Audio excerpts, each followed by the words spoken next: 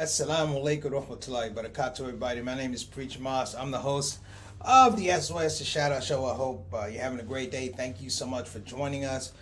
Today is kind of a revelation for me today. I oftentimes talk about so many things that are outside of my purview. The way I see things, the way I address things, how I feel about certain occurrences and events that happen in our community, in the world, in the United States, even in my personal life. And today was interesting because I saw a video of a man talking about basically, what are some of the things that hold us back? Literally, we can talk about the things and events that are out there in the world, but not to the point where we overlook the fact that we do have a great amount of control about who we are and what we do and our ability to succeed and our ability to fail. When you break it down, brothers and sisters, the whole aspect of success and failure has a lot to do with not so much the response of the outside world, but how you frame inside you, how you're going to present yourself, how you're going to express yourself. So this show is a little bit different. I'm actually going to take myself to task, if you don't mind, talking about some of these things, addressing, if you will, the enemy within. There are a lot of us who deal with our own challenges. We have our demons, we have our shortcomings, the things we wish we were better at, there's things we wish we never did, there are people we wish we never hung around, and then there's people who inspire us to give ourselves chances, give ourselves opportunity to forgive ourselves for the things that didn't happen in the past, forgive ourselves for our failures, and sometimes just appreciate who we are just for the effort. So I wanted to get away from politics. I hope you guys don't mind. I want to get away from Omicron. I hope you guys don't mind. I want to get it away from, not so much social justice, because that's important, but I want to get to the us in social justice. We have self-justice that we really need to begin applying to these situations, because in the end, the value of you begins and ends with you. How you feel about yourself is how people are going to treat you. I'm going to explain some things and share some stories, and I hope you feel comfortable with me sharing some of your stories. You can get into the comment section. Sister Town is always on the button for whoever gets in. But my point, brothers and sisters, I really personally feel that in the last couple of years, we have overlooked this thing. And I talked about it yesterday, that we have given ourselves over in some regards to the external. I was watching a thing with Russell Simmons, Uncle Rush. He had his IG on this morning. I happened to actually peep in. And he talked about how much we are a part of the world, but we're not the world. How great you think you are in your life, how important you think you are in your life. If you look at it in the span of time, you wouldn't make a dent in the span of time. That you said something important, that you made somebody laugh, that you made a lot of money, it's not something that you can claim as organic. It's not like somebody hasn't done it before. Or it's not like somebody who hasn't done it better. If you had money, there was someone who made more money than you. If you built a building, some people built more buildings. If you built schools, some person built more schools. You came up with curriculum, somebody came up with a better curriculum. And that's not a bad thing, brothers and sisters. It's not a bad thing. It's not something that should lead to some kind of weird or obtuse self-condemnation. It's the fact that we exist. We have value in our minds. In our minds. And that's where it begins and that's where it ends. Your outward expression of yourself is extremely important. I had to learn this over the years. And just so you guys know, the comedy business is a brutal business. It's a difficult business. And I've said this before. Maybe I haven't said it lately, but honestly, in my own DNA as an only child, I'm going to tell you, I was an introvert. For most intents and purposes, I'm still an introvert. I can sit in a room for hours, nobody being around, and be cool. I can go to a track, I can not be around people and be just as happy as a part of being around people. Comedy is that thing that pulls me out of it, brothers and sisters. But even then, I'm telling you that it has a function, that there's some kind of trade-off that I have to feel in my mind that I'm offering somebody, whether it's conversation or entertainment. And that was the thing I had to deal with for a lot of years until I had to go through a process where you say, comedy is what you do, but it's not who you are. Being funny is a verb. It's not who you are. And in that disassembling, if you will, and realignment, I found not just joy in doing comedy. I found joy in not doing comedy. I found joy in just being myself. I found joy in talking to people on the street. I found joy in seeing somebody who may be going through a tough time. And when I went to a store, 7-Eleven, I got myself a bottle of water, but I got them a bottle of water too. This is the freedom, if you will, that you're not thinking about how blessed you are. You just know how blessed you are. And you don't have these weird hiccups. These people that hang around you, these toxins that want to tell you that you are something other than what you believe you are. You know, we talk about the enemy outside of ourselves, but we don't address the enemy within. We're not having long, detailed, brutal, compassionate conversations about ourselves to ourselves. Now, we're going to talk about it today. I hope you guys don't mind. Please dig in here. Feel free to jump in. I'm going to talk about some of the stuff I went through and share. Maybe some of you are going through it. I don't know. But I feel free and I feel empowered to share my story with you, and hopefully, inshallah, Allah willing, that we'll do some good here today. All right? My name is Preacher Moss. This is a Shout Out Show. We'll be right back.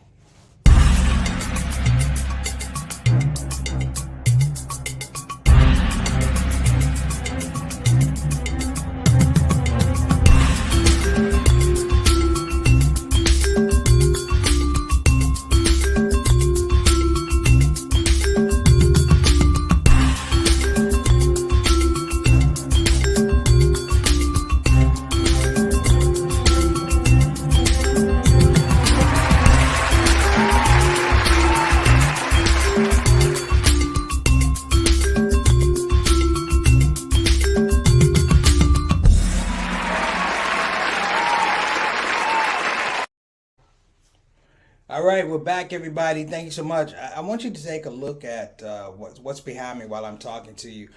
First, before we get started on our topic today, I want to make sure that I welcome our Shout Out Show family, the most valuable part of the show. Let's get them on here. Let's introduce them. Who we got first? Sister Satana. We got Sister Ree. Sister Ree has sent over the baddest casserole. I'm getting ready to dig into it after the show. Sister Ree, thank you so much for bringing that by. I told you folks, Sister Ree is the show dietitian, and she's craft services, and she has not failed today. Satana, I see you on the screen. You are not getting any. You're not in any. Zero. I'm going to send you a picture of an empty pan. All right. That's sidebar talk, Sister Satana. Sister Satana, can we get our next guest, please? And we give a shout out, of course, to Mary Moss, my mom. What's going on, Mama and Son? Greetings, SOS family. She said, have a good day. It's always empowering to wish somebody goodwill. I appreciate you, Mama Son. We'll talk after the show as always. You know, it's funny when you get a critique from your mom after the show and you have to sit there and take it, just like when you were like 7, 8 years old. But I appreciate it because a lot of times, you know, I need to hear it. I need to have a little bit of that air taken out of the balloon just so it just keeps me working harder and trying to deliver a better product. My mom always just wanted me to do better than I did the day before, and I appreciate that. Mom and Son, thank you so much. Next up, Altaf Rashid. Here's a brother, consistent. We call him Mr. 6 o'clock. Straight up, straight down. Wa alaikum assalam wa rahmatullahi wa barakatuh. You know what I like about Altaf? Altaf comes and he contributes, but, you know, it's not like he puts upon us that he's doing us a favor. Just like everybody else in the show, they don't put it upon us like we're doing you a favor. It feels genuinely like organically like a community. It's a blessing to know people's name, where you stay, what's going on with you, are you right, is your family. You know, when you do comedy, you literally don't know anybody. I can literally tell you of times when I did stand up and I worked a room 4 nights in a row. Sometimes 10 shows, 11 shows. I couldn't tell you the name of anybody in the crowd. I couldn't even tell you where they lived. I can only tell you that the interaction that we had was sparse, and it only worked for that environment. So very blessed. Altaf, good to see you, brother. Thank you so much. Next up, it's my little brother, Johnny L. Thomas. JT is, I'm happy to say that I'm in that space now. I have friends who have been with me over 30 years. You know, and I'm not bragging, and I'm blessed. But there are some of us who have friends over 30 years. Rick, BT Rick, a Bitcoin guy. I've known Rick since I was 4. That's 50 years. And you begin to look at people who have been around you and supported you. But the most important thing about supporting you is they understood that you had to be you in your own space. You know, those are the type of friends I've been blessed to have. I'm sure many of you have them. Little brother, thank you so much for joining the show. Peace and blessings to the Thomas family, as always. And tell my nephews they don't call their uncle anymore, but I still love them. All right, next up. Sister Ika coming all the way from Indonesia, Depok, Indonesia. We hope that you and your family are on the mend. Sister Ika, you don't even have to be here. I think at the time right now, Sister Ika is like 5:10 in the morning. She tunes in. Thank you so much. We appreciate you. Peace and love to you and your family. Wa alaikum assalam rahmatullahi wa barakatuh. All right, next up, we got Sister Sonia Salahuddin. Dog, what's going on, sister? You beat Brother Bilal on here, and I know you would. Thank you so much for joining us today. I'm switching gears, Sister Sonia. I'm switching gears, and I'm just going to talk about us for a while. I hope you don't mind. I hope you stick with us. Thank you so much for tuning in. We appreciate your support. Next up, Bilal. Sister Sonia beat you out, so, thanks for coming, but she beat you. No knock. We still love you, man. We know we want your participation, but she beat you. Okay. So thank you so much for coming, Bilal. Wa alaikum assalam rahmatullah barakatuh. In fact, salams to the entire Salahuddin family. Thank you so much for joining us. We appreciate your participation. If I haven't said it enough, then I'm going to say it now. Thank you, thank you, thank you. Okay, next up, we got, of course, Sister Satana Whitfield working the ones and twos on the production, making this whole StreamYard thing bounce. And I have to shout out Sister Satana. We've had some fairly challenging shows in terms of the technical aspects of it. Bringing in videos, making sure the cues are straight. We get our new sponsors and stuff. She's been doing that work, so I really appreciate you, Sister Donna, and keep getting better. That's all I can say. Keep getting better. All right. Wa alaikum assalam rahmatullahi wa barakatuh. All right, brothers and sisters, can we get started? The topic today is addressing the enemy within. If you look over here, there's a thing that says talent wanted. Talent wanted. Now, I put this up here, brothers and sisters, for a reason. And the reason that I want to go with talent wanted, because for a lot of years in my profession as a comedian, as a teacher, I always had an issue with talent. And my issue with talent was I made the mistake over and over and over and over again of taking first glances of people around me in terms of their talent. Now, here's the thing that was damaging. I equated the fact that maybe they did something first, maybe they did something longer, maybe they did something and more people saw it. I equated it with them being proficient. I equated it with these people being efficient, that they actually knew what they were doing. I actually equated it sometimes that the talent wanted was more than the talent within. Let me say it again. The talent that was wanted was more than the talent within. What I'm trying to say here in this situation, and what's that, my phone going off? Everybody's going nuts. It's okay.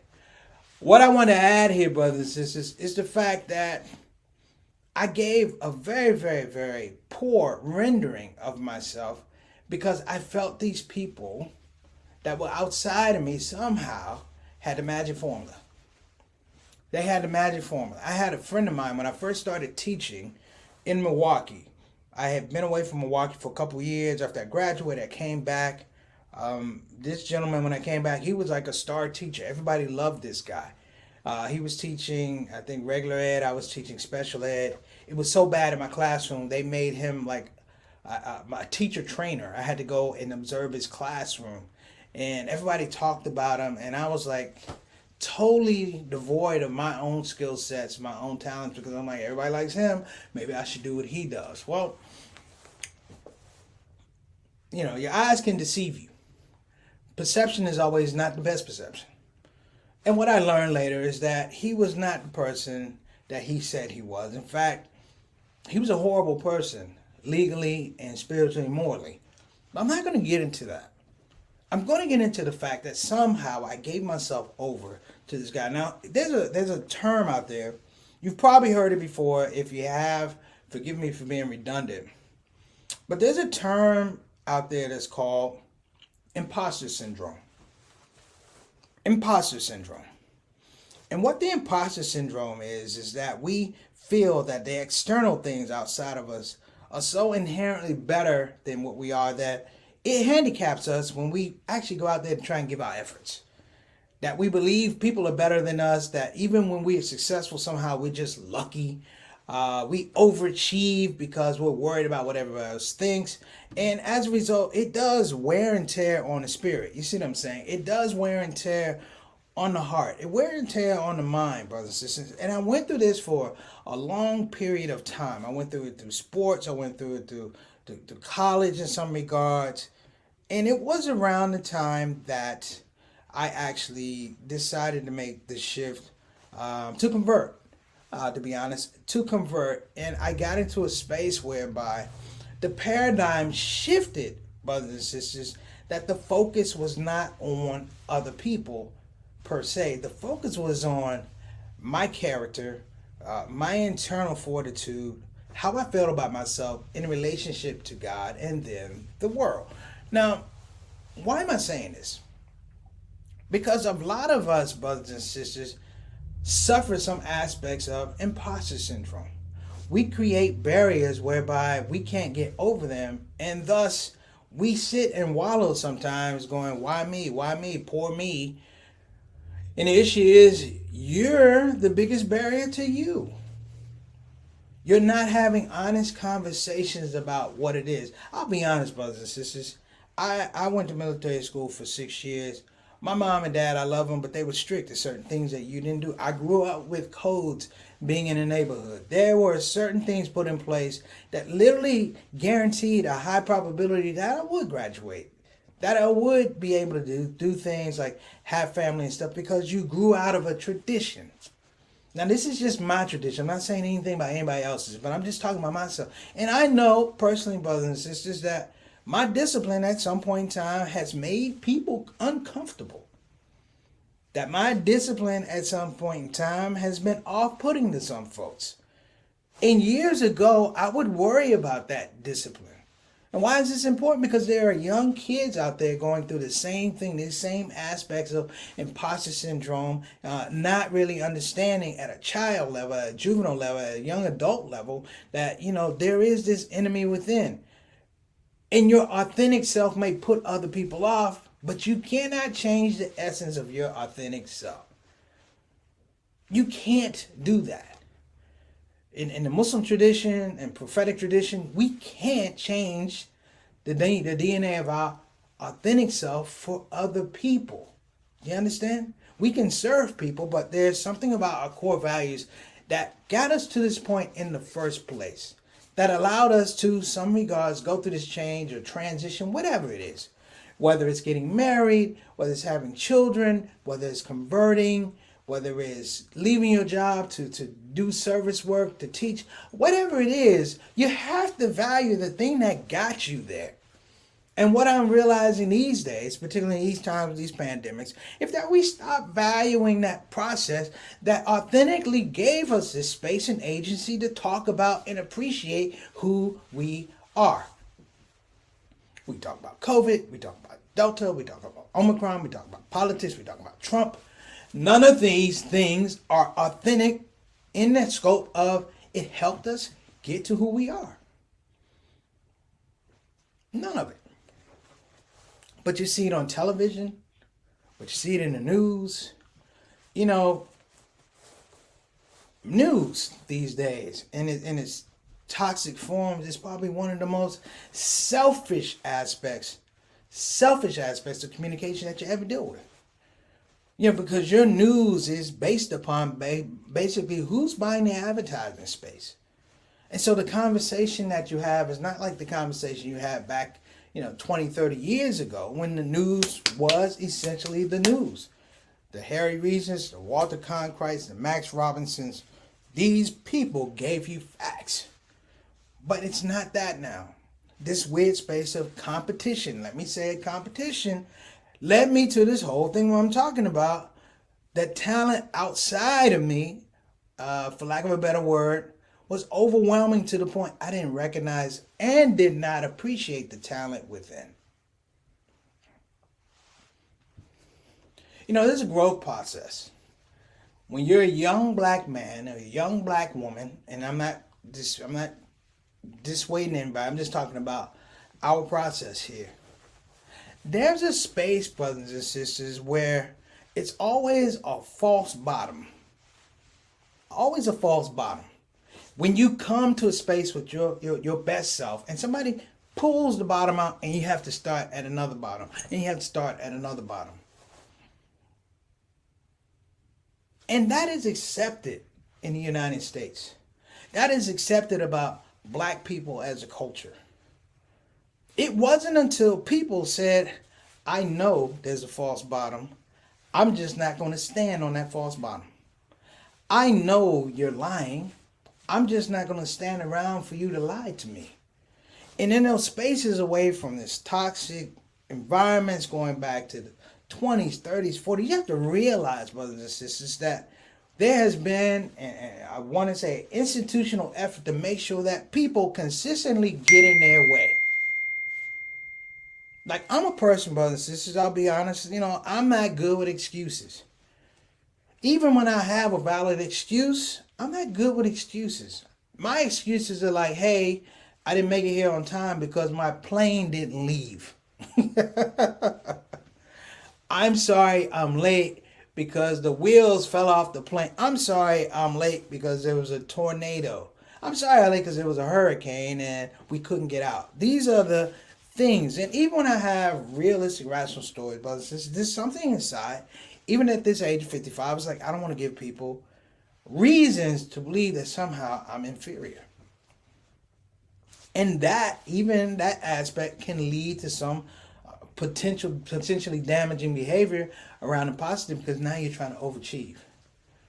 Because now you're trying to be something way more than you are. The worst part of people who really, really work hard, who really, really apply themselves, who really, really grind to make something happen, is somehow in this world, they feel like they're not really fitting or aligning with their own talent. That whole thing about imposter theory is that some people will say they can do something, but in their mind, they don't feel like they can do it. And they spend large amounts of time, brothers and sisters, large amounts of time essentially in fear and dealing with anxiety that they may be found out.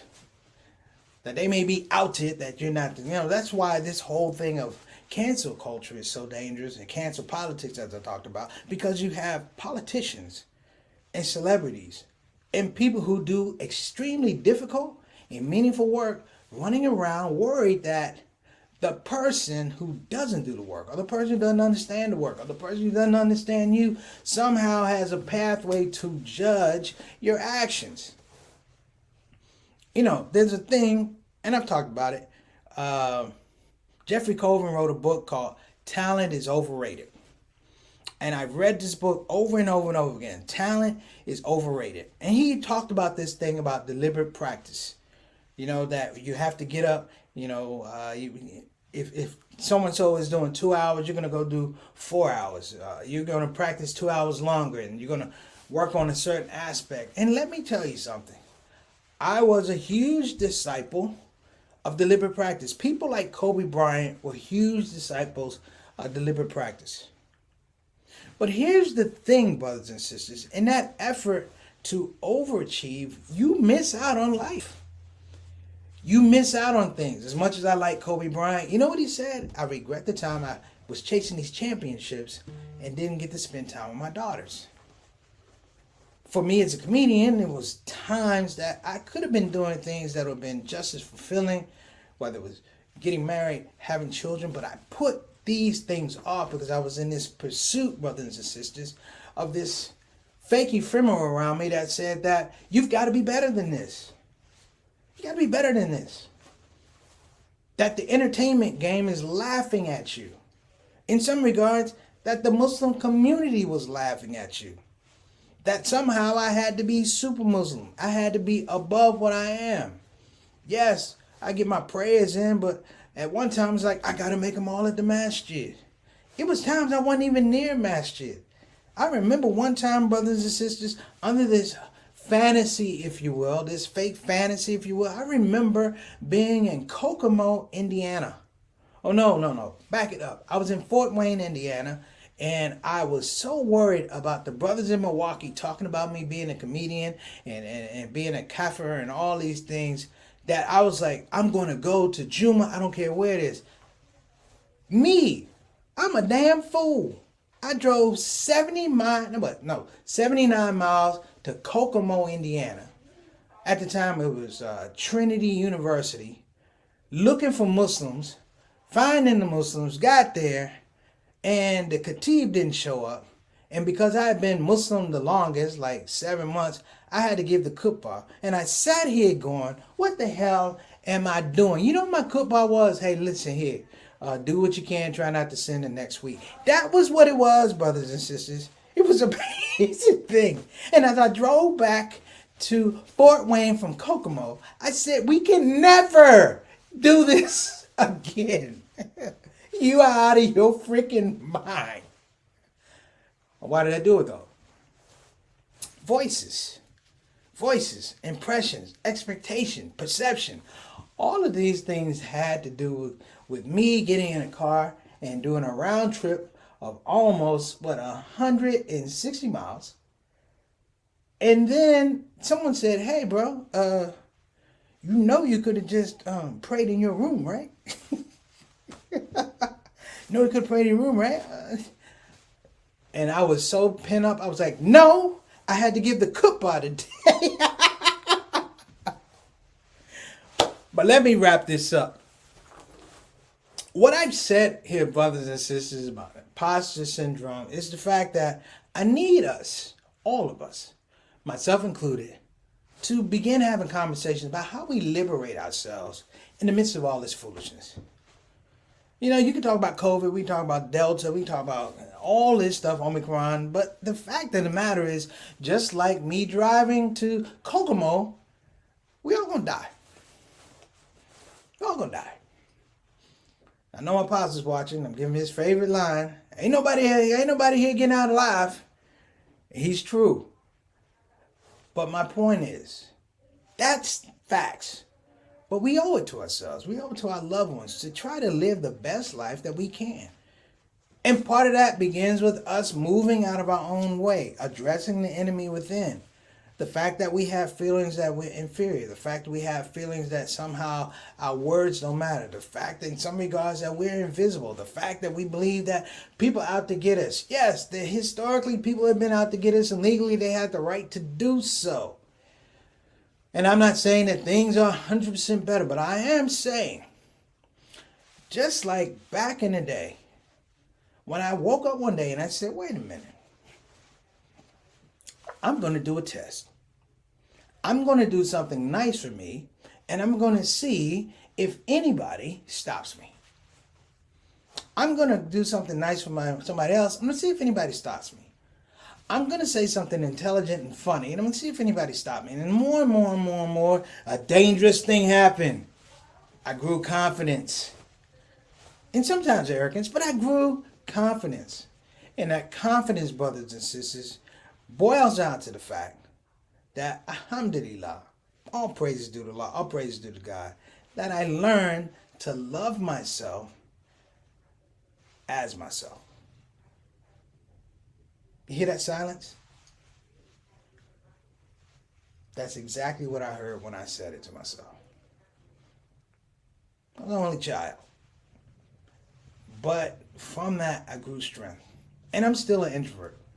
It's just that I learned when I go out, not to tell jokes, brothers and sisters, not to entertain people and tell jokes through comedy. What I'm doing now is that I got to entertain, not people, but I got to enjoy people. I became a conduit for joy, and I enjoy it. I like it. And so, as I close, brothers and sisters, I'm going to ask all of you again, look at the files of, things that hold you back. Have honest conversations with yourself. Maybe even have honest conversations with your family, because maybe they can help. Maybe there's some things that you're doing you can't see. But let it be an act of love. Let it be an act of not talent wanted, but talent within. Appreciating yourself and appreciating the people that appreciate you. All right. That's it for today. Deal with your enemy within, and whatever you do, brothers and sisters, if you are in the state of Indiana, do not drive to Kokomo for Juma. All right. Brother Eric, wa alaikum assalam wa rahmatullahi wa barakatuh, my friend. Glad to see you made it on the show. What's the show without Brother Eric? Appreciate you, man. Anybody else, Satana? Oh, sister, I got to read the screen because, let's see. Only concern should be that what you know Allah expects. Only you and He, shortcomings included. Absolutely. You get the alhamdulillah from me, because that is right on time. It's timely. What? How you doing, Sally Ayid, who is a very promising author, brothers and sisters. She does some child books. Good to see you. Mashallah, you guys should have Preacher Moss come and speak for MSA. Mashallah, he is great. Thank you so much. I appreciate it. And Sister Sally, could you send us the name of your book again? I forgot. I still have it. I know you sent it as you wanted me to review it. I gave it a review. I thought it was excellent. Thank you so much. But some of our viewers might want to check out your book. Okay. While we're doing that, let's go ahead and get to our sponsors, please. I want to give a shout out to www.befinanciallyindependent.com. Again, that's www.befinanciallyindependent.com. You want to make sure that you check that out. As well, brothers and sisters, we want to also tell everybody, if you can't go to the website, guess what? Call 202-508-3780. Again, that's 202-508-3780. All right. Next up, if you're thinking about getting a quality Islamic graduate education, look no further than Bayan Islamic Graduate School in Claremont, California, offering master's programs in Islamic education, Islamic studies, and leadership. And they have a master's divinity program with a focus in Muslim chaplaincy. We do need Muslim chaplains. So sign up, go to bayanonline.org, and that's bayanonline.org. That's right, don't slip. Go to bayanonline.org. Okay. And we want to make sure that you are supporting, brothers and sisters, ShOUT TV, the newest Muslim streaming service, Muslim streaming platform that's out there. I am a part of the ShOUT family, and I hope to be bringing some things to you, special programming, things like that. They are currently screening. Yes, that's right. My comedy special, my comedy opus, Love Supreme and Anatomy of Gratitude. Listen, I would encourage everybody, if you haven't seen it, go check it out. They have a you have an offer free for 7 days. I'm old school. Watch it one day and then cancel the subscription. I'm not supposed to say that, but I said that. It was on my heart. Okay. And last but not least, brothers and sisters, we want to make sure that we give a shout out to Convenient Urgent Care, who has taken the time and the energy to reach out in the city of Houston, 3 locations, Pasadena, Cypress, and Park Road in Houston. That's www.convenienturgent.com. Again, that's www.convenienturgent.com.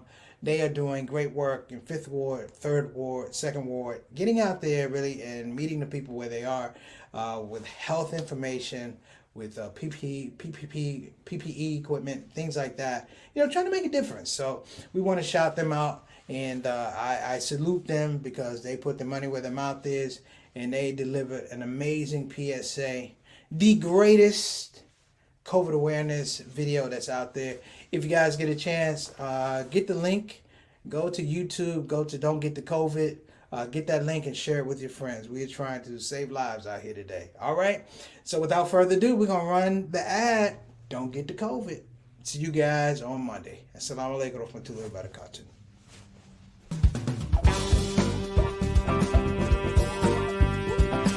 Hey babies, welcome to Radio WCUC, Convenient Urgent Care, home of the Smart Patient. This is DJ What It Do.